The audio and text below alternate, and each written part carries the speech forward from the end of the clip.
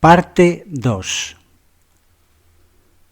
Hacía tiempo que llevaba la enfermedad en incubación, pero no era la horrible vida del presidio, ni los trabajos forzados, ni la alimentación, ni la vergüenza de llevar la cabeza rapada e ir vestido de harapos, lo que había quebrantado su naturaleza.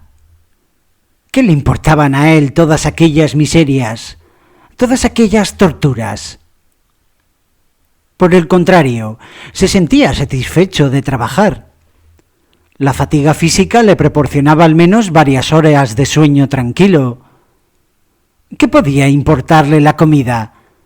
Aquella sopa de coles donde nadaban las cucarachas. Cosas peores se había comido en sus tiempos de estudiante. Llevaba ropas de abrigo adaptadas a su género de vida. En cuanto a los grilletes, ni siquiera notaba su peso. Quedaba la humillación de llevar la cabeza rapada y el uniforme de presidiario. Pero, ¿ante quién podía sonrojarse? ¿Ante Sonia? Sonia le temía. Además, ¿qué vergüenza podía sentir ante ella? Sin embargo, enrojecía al verla, y para vengarse la trataba grosera y despectivamente. Pero su vergüenza no la provocaban los grilletes ni la cabeza rapada. Le habían herido cruelmente en su orgullo, y era el dolor de esta herida lo que le atormentaba. Qué feliz habría sido si hubiese podido hacerse a sí mismo alguna acusación. Qué fácil le habría sido entonces soportar incluso el deshonor y la vergüenza. Pero, por más que quería mostrarse severo consigo mismo, su endurecida conciencia no hallaba ninguna falta grave en su pasado. Lo único que se reprochaba era haber fracasado, cosa que, por otra parte, le podía haber ocurrido a todo el mundo. Se sentía humillado al decirse que él, Raskolnikov, estaba perdido para siempre por una ciega disposición del destino, y que tenía que resignarse, que someterse al absurdo de este juicio sin apelación si quería recobrar un poco de calma. Una inquietud sin finalidad en el presente, y un sacrificio continuo y estéril en el porvenir. He aquí todo lo que le quedaba sobre la tierra. Vano consuelo para él poder decirse que, transcurridos 8 años, solo tendría 32 y podría empezar una nueva vida. Pero, ¿para qué vivir? ¿Qué provecho tenía? ¿Hacia dónde dirigir sus esfuerzos? Bien que se viviera por una idea, por una esperanza, incluso por un capricho. Pero vivir simplemente no la había satisfecho jamás. Siempre había querido algo más. Tal vez la violencia de sus deseos le había hecho creer tiempo atrás que era uno de esos hombres que tienen más derechos que el tipo común de los mortales. Si al menos el destino le hubiera procurado el arrepentimiento punzante que destroza el corazón y quita el sueño, el arrepentimiento que llena el alma de terror hasta el punto de hacer desear la cuerda de la horca o las aguas profundas, ¿con qué satisfacción lo habría recibido? Sufrir y llorar es también vivir. Pero él no estaba en modo arrepentido alguno de su crimen. Si al menos hubiera podido reprocharse su necedad, como habría hecho tiempo atrás por aquellas torpezas y los desatinos que le habían llevado a la prisión, pero cuando ahora reflexionaba, en los ratos de ocio del cautiverio sobre su conducta pasada, estaba muy lejos de considerarla tan desatinada y torpe como le había parecido en aquella época trágica de su vida. ¿Qué tenía mi idea?, se preguntaba, para ser más estúpida que las demás ideas y teorías que circulan y luchan por imponerse sobre la Tierra desde que el mundo es mundo. Basta mirar las cosas con amplitud e independencia del criterio, desprenderse de los prejuicios para que mi plan no perezca tan extraño. Oh, pensadores de 4 cuartos, ¿por qué os detenéis a medio camino? ¿Porque mi acto os ha parecido algo tan monstruoso? ¿Por qué decir la palabra crimen? ¿Qué quiere decir? Yo tengo la conciencia tranquila. Sin duda he cometido un acto ilícito. He violado las leyes y he derramado sangre. Pues cortadme la cabeza y asunto concluido. Pero en este caso, no pocos bienhechores de la humanidad que se adueñaron del poder, en vez de heredarlo desde el principio de su carrera, debieron ser entregados al suplicio. Lo que ocurre es que estos hombres consiguieron llevar a cabo sus proyectos. Llegaron hasta el fin de su camino, y su éxito justificó todos sus actos. En cambio, yo no supe llevar a buen término mi plan.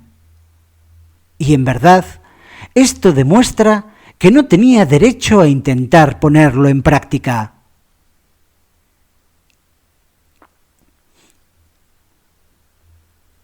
Este era el único error que reconocía, el de haber sido débil y haberse entregado. Otra idea le mortificaba. ¿Por qué no se había suicidado? ¿Por qué habría vacilado cuando miraba las aguas del río y en vez de arrojarse prefirió ir a presentarse a la policía? ¿Tan fuerte y tan difícil de vencer era el amor a la vida? Pues Svidrigailov lo había vencido, a pesar de que temía la muerte. Reflexionaba amargamente sobre esta cuestión y no podía comprender el momento en el que, inclinado sobre el Neva, pensaba en el suicidio. ¿Acaso presentía ya su tremendo error? La falsedad de sus convicciones, tal vez. No comprendía que este presentimiento podía contener el germen de una nueva concepción de la vida y que le anunciaba su resurrección. En vez de esto, se decía que había obedecido a la fuerza oscura del instinto. Cobardía, debilidad.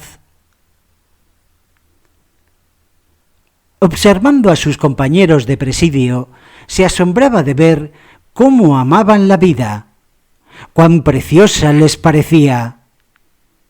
Incluso creyó ver que este sentimiento era más profundo en los presos que en los hombres que gozaban de la libertad.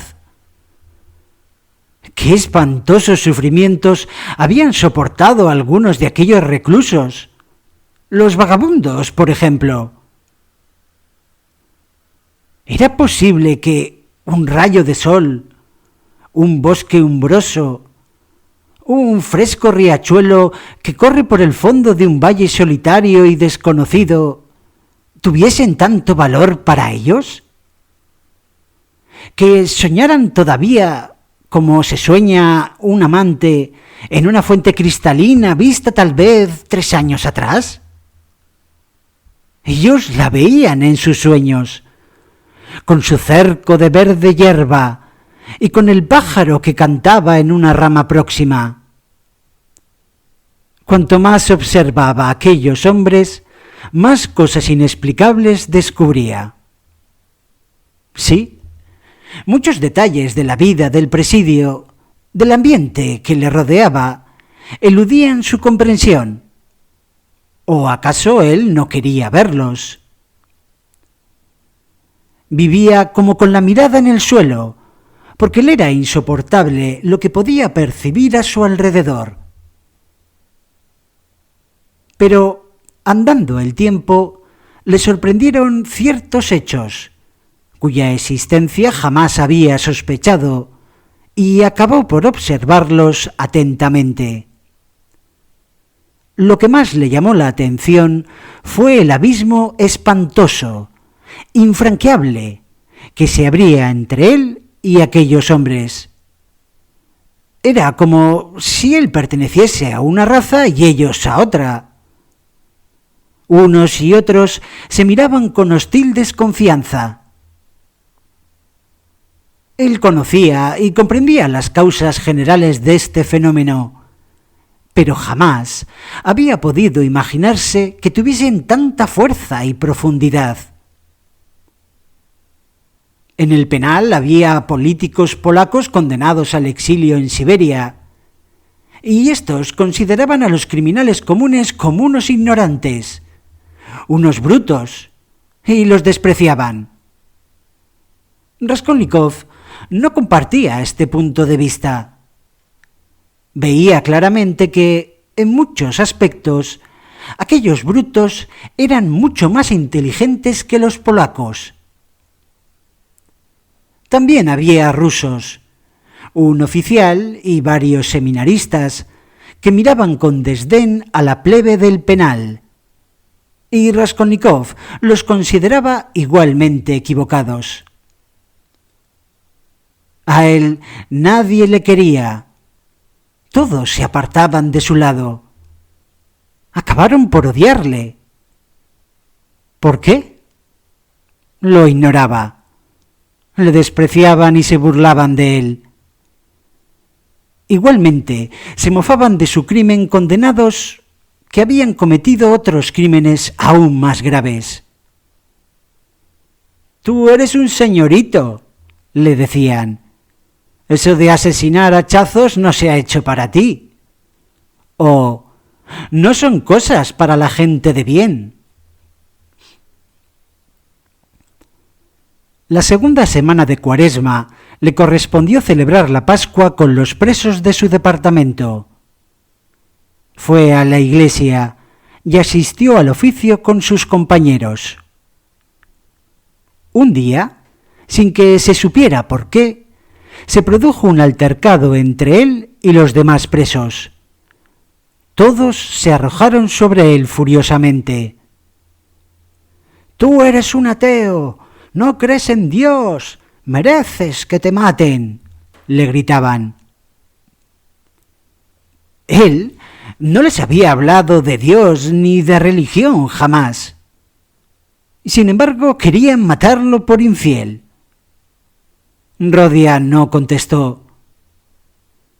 Uno de los reclusos, ciego de cólera, se fue hacia él, dispuesto a atacarlo. Raskolnikov le esperó en silencio, con una calma absoluta, sin parpadear, sin que ni un solo músculo de su cara se moviera. Un guardián se interpuso a tiempo. Si hubiese tardado un minuto en intervenir, habría, seguro, corrido la sangre. Había otra cuestión que no conseguía resolver. ¿Por qué estimaban todos tanto a Sonia? Ella no hacía nada para atraerse sus simpatías. Los penados solo la podían ver de tarde en tarde en los astilleros o en los talleres a donde iba a reunirse con Raskolnikov. Sin embargo, todos la conocían, y todos sabían que Soneska le había seguido al penal. Estaban al corriente de su vida y conocían su dirección. Ella no les daba dinero ni les prestaba ningún tipo de servicio. Solamente una vez, en Navidad, hizo un regalo a todos los presos, unos pasteles y unos panes rusos. Pero, insensiblemente, las relaciones entre ellos y Sonia fueron estrechándose.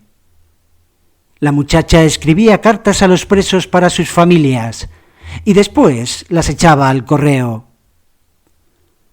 Cuando los deudos de los reclusos iban a la ciudad para verlos, ellos les indicaban que enviaran a Sonia los paquetes e incluso el dinero que quisieran remitirles. Las esposas y las amantes de los presidiarios la conocían y la visitaban. Cuando Sonia iba a ver a Raskolnikov a los lugares donde trabajaba con sus compañeros, o cuando se encontraba con un grupo de penados que iba camino del lugar de trabajo, todos se quitaban el gorro y la saludaban. «Querida Sonia Simonova, tú eres nuestra tierna y protectora madrecita», decía algún presidiario. «Algún hombre grosero y duro a la frágil mujercita».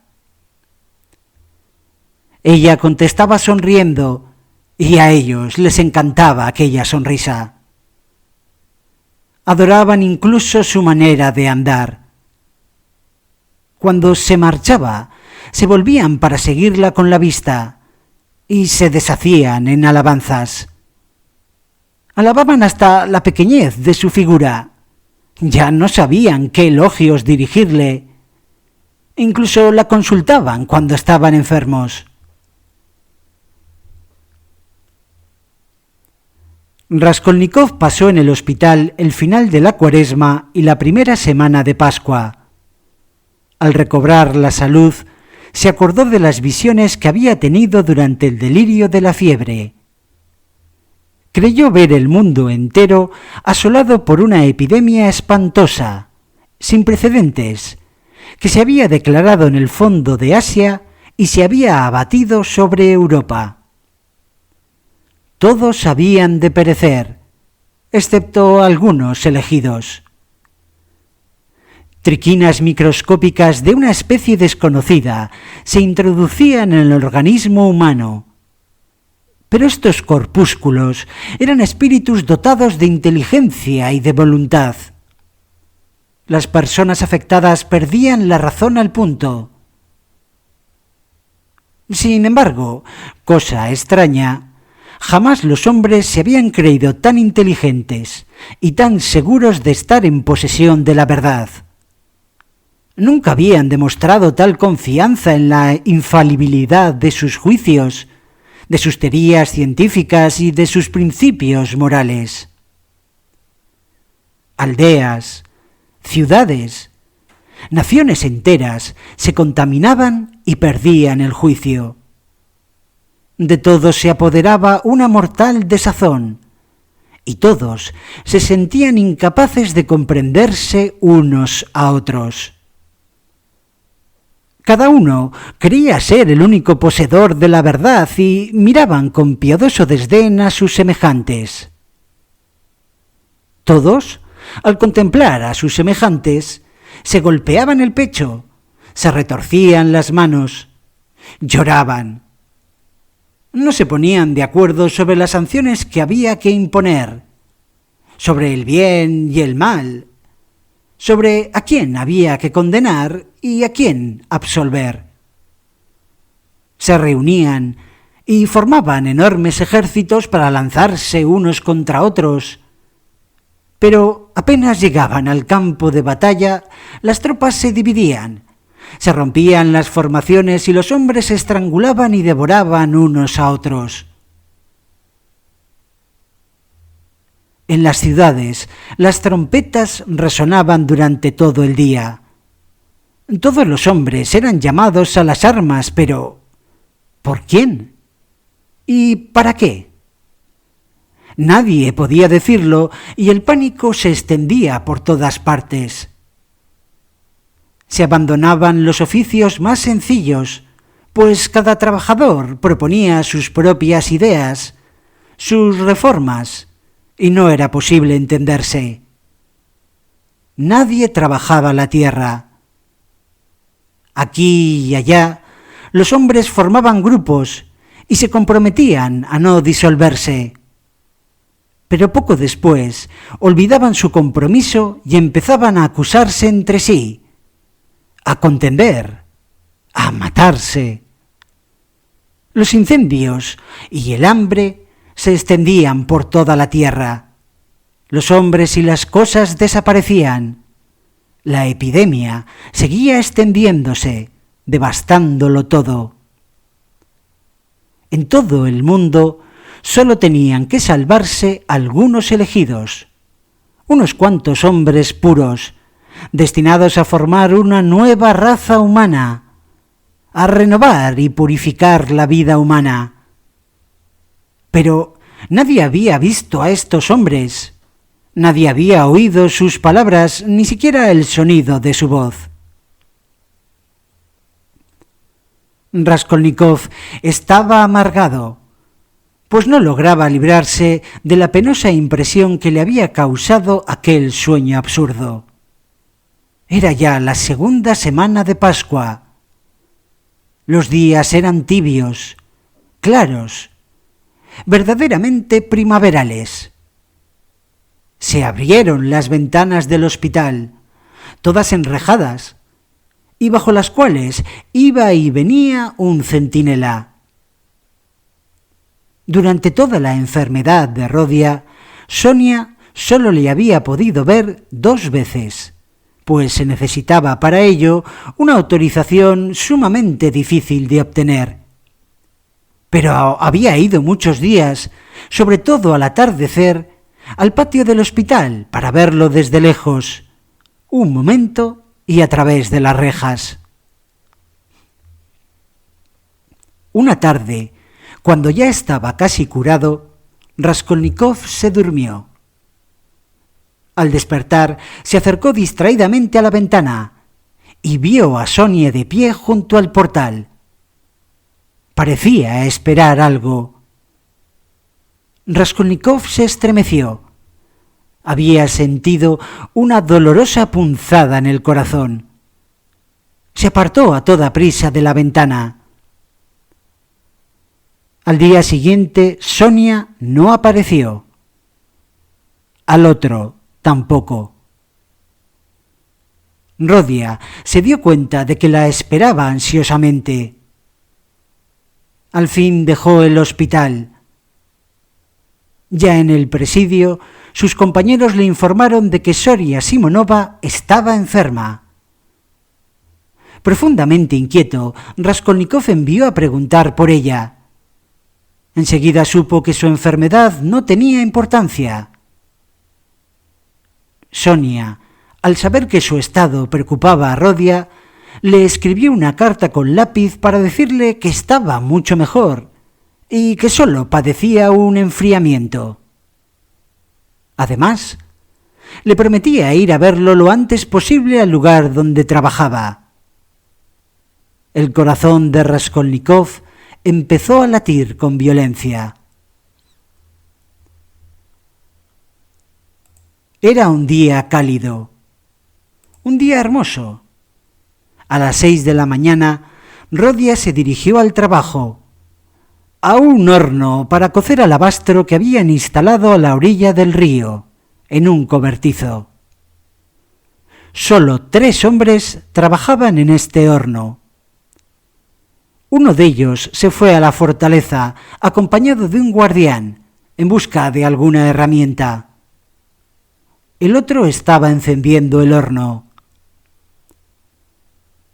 Raskolnikov salió del cobertizo. Se sentó en un montón de maderas que había en la orilla y se quedó mirando el río ancho y desierto. Desde la alta ribera se abarcaba con la vista una gran extensión del país. En un punto lejano de la orilla opuesta, alguien cantaba, y su canción llegaba a oídos del preso. Allí, en la estepa infinita inundada de sol, se alzaban aquí y allá, como puntos negros apenas perceptibles, las tiendas de campaña de los nómadas. Allí reinaba la libertad. Allí vivían hombres que no se parecían en nada a los del presidio. Se tenía la impresión de que el tiempo se había detenido en la época de Abraham y de sus rebaños. Raskolnikov contemplaba el lejano cuadro con los ojos fijos, sin hacer el menor movimiento. No pensaba en nada. Dejaba correr la imaginación y simplemente miraba. Pero, al mismo tiempo, experimentaba una vaga inquietud. De pronto, vio a Sonia a su lado. Se había acercado en silencio y se había sentado junto a él. Era todavía temprano y el fresco matinal se dejaba sentir. Sonia llevaba su vieja y raída capa y su chal verde.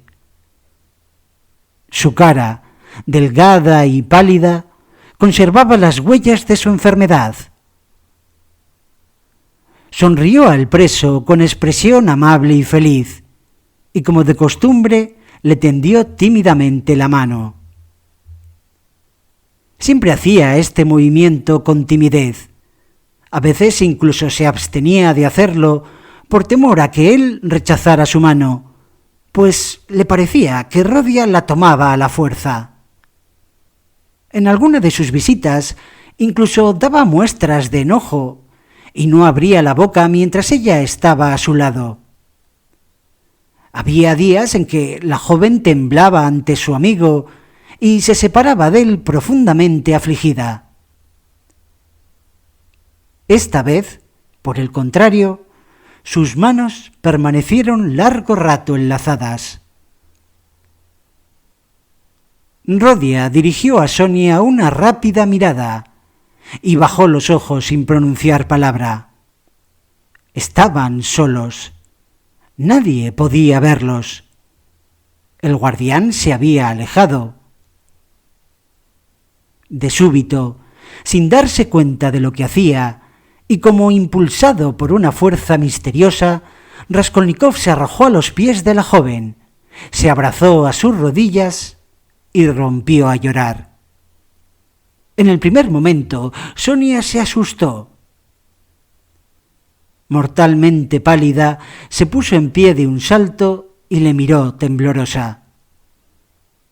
Pero al punto lo comprendió todo, y una felicidad infinita centelleó en sus ojos. Sonia se dio cuenta de que Rodia la amaba. Sí, no cabía duda. La amaba con amor infinito. El instante tan largamente esperado por fin había llegado. Querían hablar, pero no pudieron pronunciar una sola palabra. Las lágrimas brillaban en sus ojos.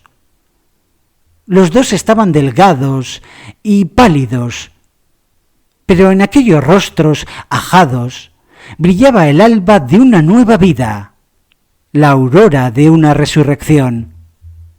El amor los estaba resucitando. El corazón de cada uno de ellos era un manantial de vida inagotable para el otro. Decidieron esperar con paciencia. Tenían que pasar 7 años en Siberia. Qué crueles sufrimientos y también qué profunda felicidad llenaría aquellos 7 años. Raskolnikov estaba regenerado. Lo sabía, lo sentía en todo su ser. En cuanto a Sonia, solo vivía para él. Al atardecer, cuando los presos fueron encerrados en los dormitorios, Rodia, hinchado en su lecho de campaña, pensó en Sonia. Incluso le había parecido que aquel día todos aquellos compañeros que antes habían sido enemigos de él le miraban de otro modo. Él les había dirigido la palabra y todos le habían contestado amistosamente. Ahora se acordó de ese detalle, pero no sintió el menor asombro. ¿Acaso no había cambiado todo en su vida? Pensaba en Sonia. Se decía que la había hecho sufrir mucho. Recordaba su pálida y delgada carita. Pero estos recuerdos no despertaban en él ningún remordimiento, pues sabía que a fuerza de amor compensaría largamente los sufrimientos que le había causado. Por otra parte, ¿qué importaban ya todas estas penas del pasado? Incluso su crimen, incluso la sentencia que le había enviado a Siberia, todo le parecían acontecimientos lejanos que ya no le afectaban. Además, aquella noche se sentía incapaz de reflexionar largamente, de concentrar el pensamiento. Solo podía sentir. Al razonamiento se había impuesto la vida. La regeneración alcanzaba también a su mente. En su cabecera había un evangelio. Lo cogió maquinalmente. El libro era de Sonia. Era el mismo en que ella le había leído una vez la resurrección de Lázaro. Al principio de su cautiverio, Raskolnikov esperó que Sonia le perseguiría con sus ideas religiosas. Se imaginó que le hablaría del evangelio y le ofrecería libros piadosos sin cesar. Pero, con gran sorpresa suya, no había ocurrido nada de esto. Ni una sola vez le había propuesto la lectura del libro sagrado. Él mismo se lo había pedido algún tiempo antes de su enfermedad, y ella se lo había traído sin hacer ningún tipo de comentario. Aún no lo había abierto. Y tampoco ahora lo abrió. Pero un pensamiento pasó veloz por su mente. ¿Acaso su fe, o por lo menos sus sentimientos y sus tendencias, pueden ser ahora distintos de los míos? Sonia se sintió también profundamente agitada aquel día, y por la noche cayó enferma. Se sentía tan feliz y había recibido esta dicha de un modo tan inesperado que incluso experimentaba cierto terror. 7 años, solo 7 años. En la embriaguez de los primeros momentos poco faltó para que los dos considerasen aquellos 7 años como 7 días. Raskolnikov ignoraba que no podría obtener esta nueva vida sin dar nada por su parte, sino que tendría que adquirirla al precio de largos y heroicos esfuerzos. Pero aquí empieza otra historia, la de la lenta renovación de un hombre, la de su regeneración progresiva, su paso gradual de un mundo a otro, y su conocimiento escalonado de una realidad totalmente ignorada. En todo esto habría materia para una nueva narración, pero la nuestra ha terminado. Fin.